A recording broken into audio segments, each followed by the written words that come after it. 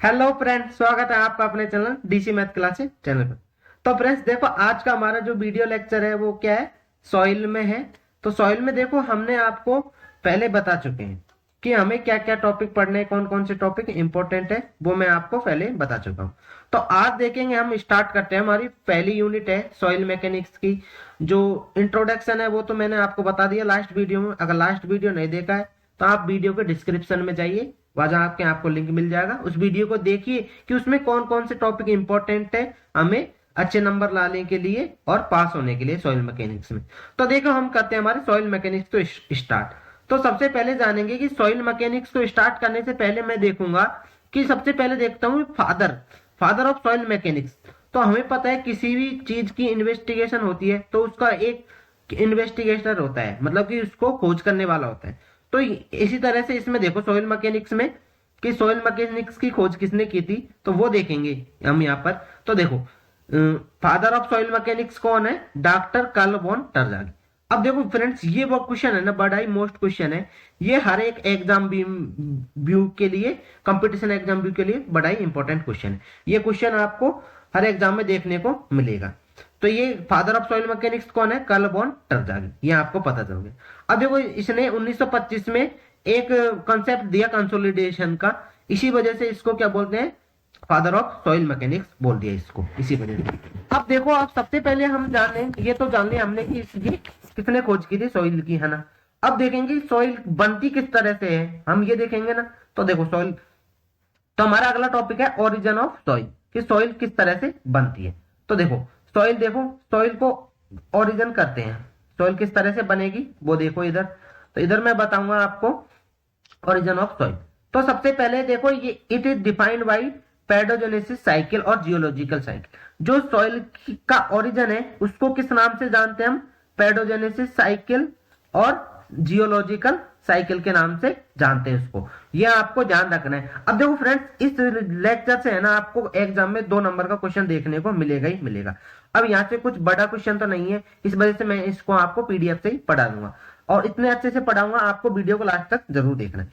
तो इसमें देखो, सबसे पहले फर्स्ट ऑफ ऑल देखो, ये हमारे पास इस तरह से कोई, मतलब कि ये क्या है? रॉक है। इस तरह से रॉक है ना, हमारी मतलब चट्टान है या फिर पहाड़ है, हिल है ये। तो इसमें सबसे पहले क्या हुआ? इरोजन हुआ। अब इरोजन, ये इरोजन है ना, इसको हम क्या बोलेंगे? इरोजन को ही हम क्या बोलते हैं? डिसइंटीग्रेशन बोलते हैं। ये रहा डिसइंटीग्रेशन, और बीदरिंग भी बोलते हैं इसको, इरोजन को। तो सबसे पहले मतलब कि इस रॉक का है ना, इस रॉक का क्या है? ये एक रॉक है ना। तो इसका क्या इरोजन हुआ? तो इरोजन होकर ये छोटे छोटे टुकड़ों में यहाँ पर आ गया, है ना। तो ये हो गया इरोजन इसका, है ना, इस वाली रॉक का, हिल का। अब उसके बाद क्या हुआ? अब इसका ट्रांसपोर्टेशन हुआ इरोजन होने के बाद में, कि किसके द्वारा? हवा के द्वारा, पानी के द्वारा इसका ट्रांसपोर्टेशन हुआ।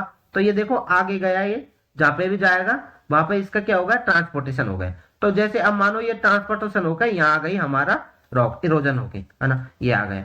उसके बाद ट्रांसपोर्टेशन होने के बाद में ये यहाँ पर डिपोजिट हो गया। ट्रांसपोर्टेशन हवा के द्वारा, पानी के द्वारा, यहाँ आकर इसका डिपोजिशन हो गया। डिपोजिशन होने के बाद में क्या हुआ कि ये तो हो गया, ट्रांसपोर्टेशन हो गया। ट्रांसपोर्टेशन होने के बाद में आगे गया ये, तो आगे जाके मतलब कि पानी के द्वारा, हवा के द्वारा, जिसके भी द्वारा जाएगा, तो यहां से फिर से एक इतना बड़ा टीला बना लेगा। तो ये अपहीवल का मतलब क्या होता है? ये होता है टीला, होता है अपहीवल का मतलब टीला। अपीवल का मतलब होता है टीला, है ना।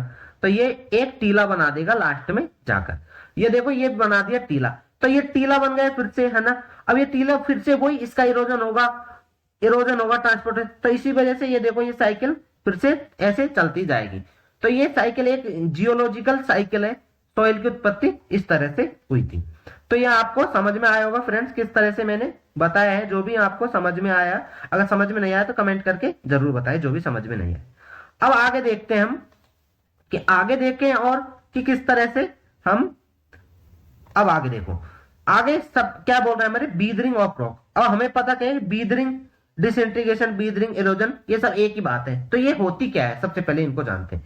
तो इसमें बोल रहा है कि बीदरिंग हमारे पास जनरली 2 तरह की होती है। एक तो फिजिकल बीदरिंग होती है और एक केमिकल बीदरिंग। अब देखो, फिजिकल बीदरिंग के अंदर क्या आता है? फिजिकल बीदरिंग के अंदर फ्रेंड्स आप देखोगे ना, तो देखो जैसे अर्थक्वेक हुआ, और फिजिकल रीजनिंग के अंदर अर्थक्वेक हुआ, है ना, अर्थक्वेक हुआ, और जैसे क्या मानेंगे विंड, है ना, और इस तरह से विंड चलेगी तो रॉक क्या होगी, डिसइंटीग्रेशन हो जाएगी, तो वो फिजिकल रीजनिंग के अंदर आते हैं। और केमिकल रीजनिंग के अंदर देखो जैसे रिएक्शन हुई, हाइड्रोजन हुआ, ऑक्सीडेशन हुआ, तो ये सब केमिकल रीजनिंग के अंदर आ जाएंगे। तो बस इतना आपको जानना है कि रीजनिंग दो तरह की होती है, physical reasoning and chemical reasoning.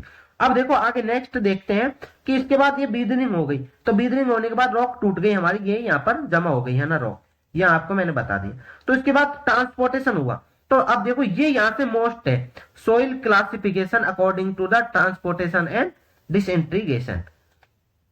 Soil classification, soil का क्लासिफिकेशन है किसके अकॉर्डिंग, ट्रांसपोर्टेशन के अकॉर्डिंग और डिपोजिशन के अकॉर्डिंग। तो देखो ये क्या है, डिपोजिशन एंड ट्रांसपोर्टेशन, मैंने बताया ट्रांसपोर्टेशन और डिपोजिशन। तो देखो ये है ना, ये जो भी टाइप है ना, ये यहां से आपको एग्जाम में क्वेश्चन मिलेगा, आपको 2 नंबर का तो आपका आरटीयू में मिल जाएगा, और कॉम्पिटिटिव एग्जाम में भी यहां से क्वेश्चन मिलता है 1 नंबर का आपको, तो इसको आपको ध्यान से पढ़ना। अब देखो फर्स्ट टॉप आ रहा है हमारे पास, सबसे पहले एलुवियल सॉइल। तो एलुवियल सॉइल का मतलब क्या होता है, डिपोजिट फ्रॉम रनिंग वाटर, मतलब कि जो हमारा रनिंग वाटर है उसके द्वारा जो भी सॉइल हमारी डिपोजिट होगी उसको बोलेंगे हम एलुवियल सॉइल, सिंपल सी बात है। और सेकंड है लैक्यूस्ट्रियन सॉइल। तो लैक्यूस्ट्रियन सॉइल का मतलब क्या है, deposit at the lake bed. अब देखो इसको याद करने का मतलब लैक्यूस्ट्रियल, लैक्यूस्ट्रियल एल से स्टार्ट हो रहा है, तो इधर देखो लेक बेड, तो मतलब कि जो भी झील के किनार बेड में जमा होगी उसको बोलेंगे लैक्यूस्ट्रियल सॉइल। अब आगे देखो इसका मरीन सॉइल, मरीन नाम से पता चल रहा है मरीन मतलब समुद्री होगा, मरीन मतलब समुद्री। तो deposit at the sea bed, sea मतलब समुद्र के जो बेड में जमा होती है उसको बोलते हैं मरीन सॉइल। तो ये समझ में आ रहा होगा, आई होप फ्रेंड्स, है ना, आराम से आपको देखो नोट्स बना लेना आप स्क्रीनशॉट लेकर, या फिर मैं आपको पीडीएफ डाल दूंगा, तो ये समझ में आया होगा, है ना। अब आगे देखो, आगे हमारा आगे कौन सा है, तो आगे देखें, आगे हमारा है कॉलुवियल सॉइल। तो कॉलुवियल सॉइल आपको सिंपल सा क्या, ट्रांसपोर्टेड बाय ग्रेविटी, तो ग्रेविटी के द्वारा ट्रांसपोर्टेशन हो जो भी सॉइल होके आएगी उसको बोलेंगे हम कॉलुवियल सॉइल। और इसका एग्जांपल है टालू। तो ये देखो ये बड़ा ही मोस्ट एग्जांपल है, ये आपको डायरेक्ट पूछा जाता है कि ग्रेविटी द्वारा सॉइल ट्रांसपोर्ट, मतलब right the example of colluvial soil, इस तरह से आपको एग्जाम में पूछ लिया जाएगा, right the example of colluvial soil, तो आपको लिखना है टालू, है ना। अब आगे देखो आगे कौन सी सॉइल है हमारे पास, alluvial aeolian soil. Aeolian soil का एग्जांपल देखो, एओलियन सॉइल की डेफिनेशन में क्या कह रहा है, सबसे पहले डेफिनेशन देखते हैं। तो एओलियन सॉइल कह रही है कि ट्रांसपोर्ट बाय विंड। अब विंड आप किस तरह से याद करोगे, आपको इस तरह से याद नहीं होगा, मैं बता रहा हूँ ट्रिक्स। तो देखो एओलियन कहां से चल रहा है, ए से, तो इधर करोगे एयर, जो एयर के द्वारा होगी उसको बोलेंगे एओलियन सॉइल। अब इसका एग्जांपल देखो सैंड ड्यून, है ना, और लोसिस। सैंड ड्यून का मतलब होता है रेत के टीले, जैसे आपने रेगिस्तान में देखा होगा कि हवा चलती है तो मिट्टी एक जगह से दूसरे स्थान पर जाती है, तो क्या बना जाती है, रेत के टीले बन जाते हैं, और लॉसेस में वही होते हैं, गड्ढे पड़ जाते हैं। ये हो गया एलुवियल सॉइल। अब अगला है हमारे पास ग्लेशियर ग्लेशियल सॉइल। तो ग्लेशियर मतलब कि आपको पता चल रहा है कि ग्लेशियर के द्वारा जो भी सॉइल डिपॉजिट होगी खिसकने के कारण उसको बोलेंगे हम glacier soil, transported by glacier. तो इसके एग्जांपल है ड्रिफ्ट, टिल एंड आउटवाश। अब देखो जिस तरह से ये है हमारे पास कोई ग्लेशियर है, तो इसमें देखो अब समझो, अब ये ड्रिफ्ट होगा, ड्रिफ्ट, तो ड्रिफ्ट तो क्या होगा कि जो हमारा, अब सबसे पहले देखते हैं हम ड्रिफ्ट क्या होगा, मतलब कि ये जो ग्लेशियर यहां से सिरकता हुआ यहां पर आ गया, तो इसके द्वारा जो भी सॉइल आई तो उसको ही बोलेंगे हम ड्रिफ्ट, है ना।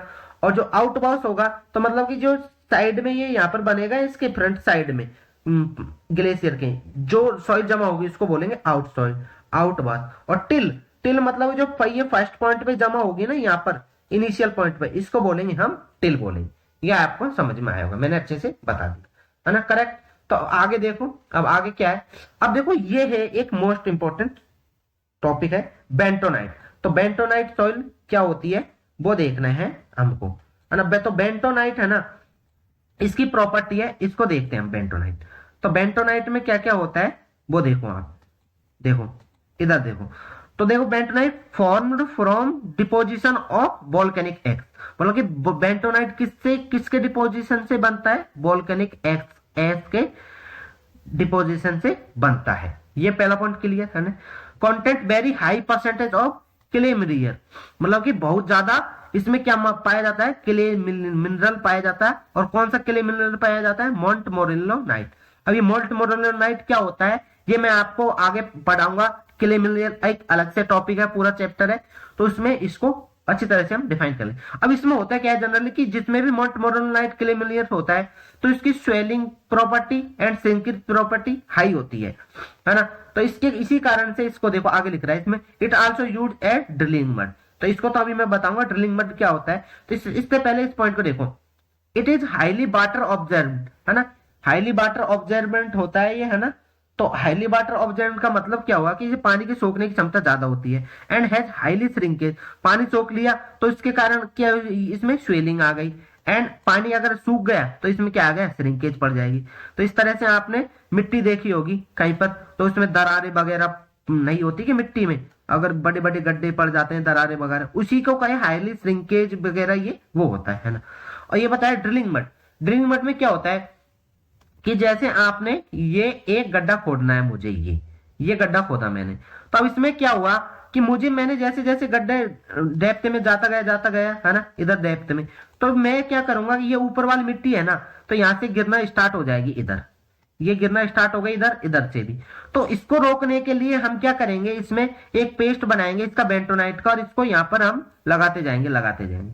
तो इसके कारण ये है ना, ड्रिलिंग मड में जब हम ड्रिलिंग करते हैं किसी पाइपलाइन बोरवेल के लिए, जिसके भी लिए, तो ये इसके यूज में लिया जाता है बेंटोनाइट। तो ये क्लियर हुआ, पॉइंट क्लियर हुआ। तो चलो आगे चलते हैं। अब आगे देखो क्या है, हमारा लास्ट टॉपिक है ब्लैक कॉटन सॉइल। आपने नाम सुना होगा जनरली ब्लैक कॉटन सॉइल। तो देखो इसका यूज क्या है, यूजफुल फॉर ग्रो कॉटन, मतलब कॉटन की खेती करने के लिए इसका यूज होता है। कॉटन की, कपास की खेती करने के लिए ब्लैक कॉटन सॉइल का यूज किया जाता है। जहां पर ब्लैक कॉटन सॉइल पाई जाती है वहां पर कपास की खेती होती है। अब अगला पॉइंट है हमारे पास, it is form by decomposition of basalt and trap rock.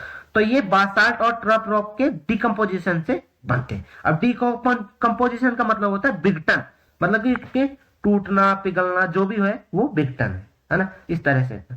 It is also content montmorillonite and clay mineral पाया जाता है। इसमें भी मोंटमोरेलिनाइट क्ले मिनरल पाया जाता है, क्ले मिनरल पाया जाता है ब्लैक कॉटन सॉइल के अंदर। इसी वजह से इसकी भी high swelling and shrinkage property होती है। इसमें भी high swelling and shrinkage property होती है। अब लास्ट पॉइंट है हमारे पास, इट इज नॉट सुटेबल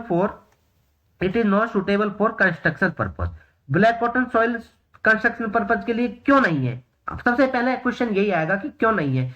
ये तो हमें पॉइंट तो पता चल गया कि इसको हम यूज नहीं कर सकते कंस्ट्रक्शन पर्पज के लिए। अब क्यों नहीं है, क्योंकि हमने लिख रखा है, देखो इधर ये लिख रखा है, ये हाईली श्रिंकेज प्रॉपर्टी रखता है, स्वेलिंग एंड श्रिंकेज। अब जैसे आपने मिट्टी ली है ना, जिस भी फाउंडेशन को तैयार कर रहे हैं, अगर उसमें पानी गया तो ये क्या हो जाएगा, स्वेलिंग कर जाएगा, ऊपर हो जाएगा। और श्रिंकेज मतलब कि अगर पानी ज्यादा सूखा पड़ गया तो वहां पर दरारें आ जाएंगी, तो हमारे कंस्ट्रक्शन को क्या होगा, कोलैप्स करने की कंडीशन आ जाएगी। इस वजह से हम ब्लैक कॉटन सॉइल का यूज नहीं करते। तो फ्रेंड्स आज के लिए इतना ही काफी। अगर देखो वीडियो अच्छा लगा तो वीडियो को लाइक जरूर करें और अपने दोस्तों को शेयर जरूर करें। मैंने हर एक टॉपिक क्लियर कर दिया। अब देखो अगला वीडियो आने वाला है, उसको मैं बोर्ड पर ही बताऊंगा। उसमें अच्छे अच्छे टॉपिक है, फेज सिस्टम, पूरा सॉइल उसी पे टिका हुआ है, उसके न्यूमेरिकल वहां से बहुत अच्छे आते हैं एग्जाम। तो ये तो एक देखो सिंपल सा था जो 2 नंबर को आपको दिला जाएगा, इस वजह से आपको मैंने बता दी। अगर जो भी प्रॉब्लम हो, कोई डाउट हो तो कमेंट सेक्शन में जरूर बताएं। तो आज के लिए इतना ही, मिलते हैं अगले वीडियो में बोर्ड के साथ में। तो अगले वीडियो को आप देखना मिस जरूर ना करें। थैंक यू, जय हिंद, वंदे मातरम।